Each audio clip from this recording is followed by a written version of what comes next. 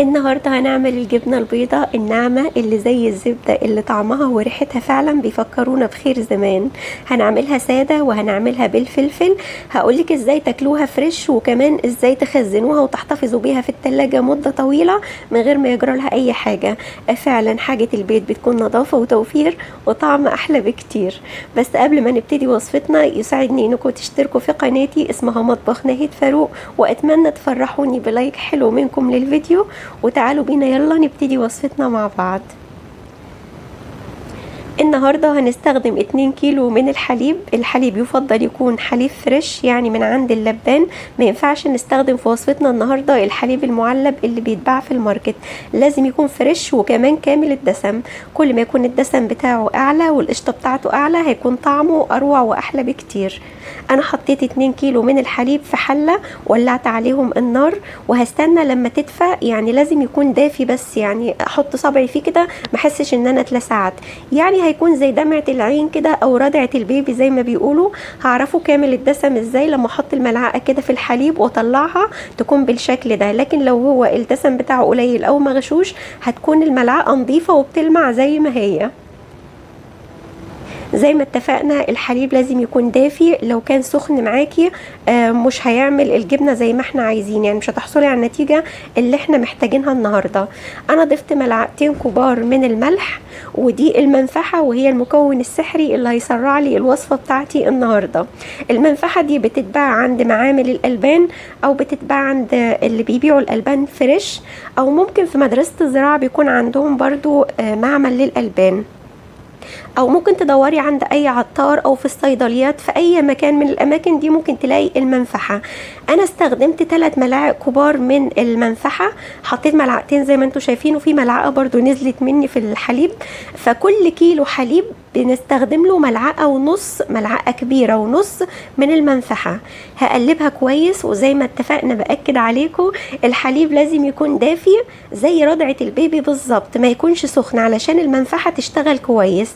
انا قلبته وانا طافية النار طبعا، وبعدين قفلت عليه الحلة كده، هغطيها وهحطها على الرخامة في المطبخ او في اي مكان. المهم ان احنا بعد ما هنغطي الحلة مش هنحركها من مكانها.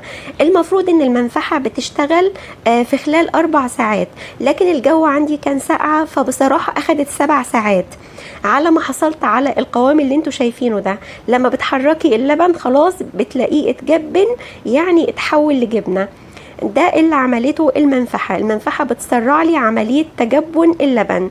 احنا في العادي اللبن ده بيتجبن لما بنسيبه 48 ساعة او 3 ايام، لكن المنفحة بتسرع لي الموضوع ده. شايفين يعني بيبقى خلاص بقى كتلة واحدة كده وبقى زي الفل. المرحلة التانية هعمل ايه؟ هجيب علبة وهحط فوقها مصفى او طبق زي اللي انا حطيته ده. لو انتوا حابين الجبنة تاخد وضع الشكل المربع هتجيبوا باسكت زي ده او طبق زي ده او مصفى تكون متخرمة اهم حاجة وتكون مربعة. وبعدين هنجيب شاشة تكون نظيفة، لو مش عندك شاشة ممكن تستخدمي طرحة من الطرح العادية بس تكون مغسولة ونظيفة وتخصصيها للجبنة. وبعدين هاخد كل الجبنة بتاعتي اللي في الحلة وهضيفها جوه الشاشة، وهنزل كل الشرش بالحليب بالجبنة بكل حاجة. ضفتهم خلاص كده في الشاشة، وبعدين هوزعهم كويس بالملعقة وبضغط عليهم علشان انزل الشرش اللي في الجبنة. في المرحلة دي انا محتاجة انزل كل الشرش اللي في الجبنة. انا وزعتهم كده كويس، وبعدين حبيت اسرع عملية تصفية الشرش فلميت الشاشة وابتديت اضغط عليها بايديا علشان اعصرها، بس مش جامد يعني بسيط، علشان اساعد الجبنة ان هي تتخلص من كمية الشرش اللي فيها. بعدين هرجع الشاشة زي ما كانت في الطبق وهسيبها تصفي براحتها. الاول بعد ما حطيت الشاشة كده، بصوا انا بعمل الحركة دي علشان اخلي الجبنة تتوزع كويس وتبقى كده مترتبة في الطبق، وكمان اساعد ان الشرش ينزل منها. فانا خبطتها خبطتين كده خفيف، وبعدين رجعت قلبتها بالسباتيولا علشان برضو الشرش بيكون بين فراغات الجبنة كده علشان اساعده ان هو ينزل. بعدين هغطي الجبنة بالشاشة وهجيب اي حاجه تقيله كده هتقلها بيها. انا ضغطت بايديا برضو عشان اساعدها ان هي تتخلص من الشرش اللي فيها. جبت طبقين صيني كده وحطيتهم على الجبنه، وممكن تحطي فوقهم اي حاجه، كيس ملح، كيس سكر، اي حاجه. وبعد ساعتين رجعت كشفتها تاني، وجبت الملعقه وقلبتها علشان برضو تنزل كميه الشرش اللي بتكون جوه الجبنه. انا مش عايزه الجبنه يكون فيها فراغات، وعايزاها برضو يعني تتجبن بسرعه كده او تتكون بسرعه، علشان كده انا عملت الحركه دي عشان اتخلص بسرعه من الشرش اللي فيها. كمان اديتها رشه ملح كده علشان انا حسيت ان الملح قليل بتاعها. ممكن تدوقوها وتشوفوها بنفسكم. وبعدين سويتها ورجعت غطيتها تاني بالشاشه دي، وبرضو هرجع اضغط عليها بسيط بايدي واحط الطبق كده، وهسيبها قد 3-4 ساعات كده لغايه ما تبطل تنزل تنقيط، يعني اول ما توقف عن التنقيط.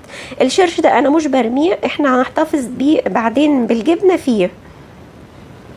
خلاص كده بعد 4 ساعات انا رحت اشوف الجبنه، او ممكن تخلوها لتاني يوم، هقول لكم ازاي. لو انت هتكتفي بالجبنه بالمستوى ده، يعني مش هتعملي الاشكال اللي انا هعملها دلوقتي، هتسيبيها مترتبه ومش هتلخبطيها ولا اي حاجه، هتسيبيها وهي مربعه يعني من بالليل لتاني يوم علشان تبقى متماسكه جدا. لكن انا ما اهتمتش بالترتيب ولا اني اسيبها فتره طويله، لان كده كده انا هشكلها وهلخبطها، وهقول لكم دلوقتي هعمل فيها ايه. بصوا الجبنه بالرغم ان احنا يعني كام ساعه سيبناها، لكن شكلها طبعا حلو وما فيهاش فراغات ومتماسكه جدا. اول طعم هعمله هو الجبنه بالفلفل. انا قطعت فلفل الوان احمر واصفر واخضر، يعني اسمعوا كلامي بس وجربوا طريقتي وهاتوا الفلفل الالوان، صدقوني هتدعوا لي. انا اول مره كنت بجرب الطريقه دي عجبتني جدا جدا، ومن كتر ما انا يعني عجبتني انا وولادي قررت اني اصور الفيديو وانزله لكم علشان تشاركوني فيها.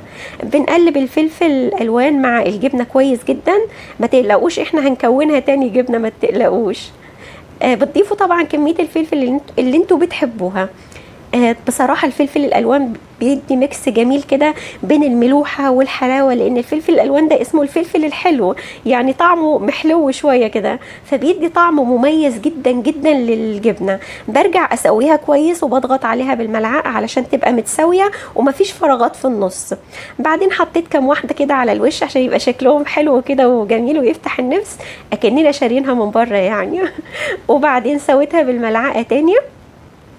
وفي الاخر هجيب كيس من اكياس التلاجة وهرتب بصوابعي كده، يعني بضغط عليها ضغطة بسيطة خالص كده علشان بس اسويها. اهم حاجة اتأكدوا ان هي مضغوطة كويس عشان ما يبقاش فيه فراغات بين الجبنة. خلاص كده تمام، هغطيها. وكده احنا خلصنا من اول صنف معانا هو الجبنة بالفلفل. النوع التاني من الجبنة هو المفروض انه جبنة بالقشطة. الجبنة بتاعتنا دي بالقشطة بتاعتها زي ما انتوا لاحظتوا، انا ما طلعتش منها وش اللبن ولا اي حاجة، هي بخير ربها كده. طعمها عايزة اقول لكم غني بشكل مش طبيعي. عارفين الجبنة الحلوة بتاع الزمان دي؟ المهم هغطي الجبنه بعد ما سويتها كويس جدا بالملعقه، وضغطت عليها بصوابعي برضو علشان ما يبقاش فيها فراغات، وحطيتها في العلبه كده وغطيتها وهدخلها التلاجة وهسيبها كام ساعه لغايه ما تضغطي عليها كده او تلمسيها بايدك تحس ان هي خلاص اتجبنت كده ومسكت نفسها، يعني بقت جبنه. انا بزحزح الجناب كده علشان تفصل من الجبنه علشان انزلها في الصينيه واوريها لكم. انتوا ممكن ما تنزلوهاش خالص في الصينيه ولا حاجه، سيبوها في العلبه زي ما هي لو انتوا هتاكلوها كده فريش. انما لو هتقعد عندكم في التلاجة مثلا اسبوع ولا 10 ايام ولا حاجه، هقول لكم هتعملوا فيها ايه. بصوا كده انا بطبطب عليها بالراحه كده علشان تنفصل من العلبه وتنزل. بصوا بقى شكلها عامل ازاي، في منتهى الروعة والجمال. انا مش لاقيه تعبير بصراحه اوصف لكم جمالها وطعمتها وريحتها. ريحتها غنيه جدا جدا. عارفين ريحه الخير بتاع زمان والبيوت الفلاحين الحلوه دي النظيفه، يعني حاجه كده تفتح النفس. احلى مليون مره، اصلا مفيش وجه للمقارنه بين الجبنه دي والجبن اللي احنا بنشتريها. يعني اولا سعرها غالي، ثانيا ملهاش اي ريحه ولا طعم بقت دلوقتي لو انتم ملاحظين. وبعدين اعتقد ان دي فيها توفير نص الثمن. يعني كيلو الحليب شوفوا عمل لي قد ايه، يعني 2 كيلو عملوا لي كميه حلوه من الجبنه. شوفوا الكيلو من الجبنه ده انتوا بتجيبوه بكام. ده الشرش اللي نزل من الجبنه، انا كنت محتفظه بيه في التلاجة مش بره التلاجة عشان ريحته ما تغيرش، لازم جوه التلاجة. حطيت فيه 2.5 ملح ودوبتهم كويس. وبعدين هجيب الجبنه بعد ما غلفتها. ده كيس تلاجة على فكره، انا بعد ما قطعت الجبنه غلفتها بكيس التلاجة كده، وطبعا هو مفتوح مش مقفول يعني، علشان كيس التلاجة بيحافظ لي على قوام الجبنه وبيخلي لونها ما يتغيرش ولا ريحتها ولا طعمها، وبتفضل معانا فتره طويله. لما نحطها في الشرش ده بيساعدك انك تحتفظي بيها فترة طويلة في التلاجة، ممكن تقعد اسبوعين او 3 اسابيع في التلاجة او اكتر كمان. احنا بصراحة بتتنسف من جمالها، ما بتقعدش اكتر من كده، كمان بتاخد من طعمه وريحته، فبتبقى رائعة رائعة رائعة. بتمنى من كل قلبي تفرحوني بلايك وشير للفيديو الجميل ده، بحبكم جدا جدا.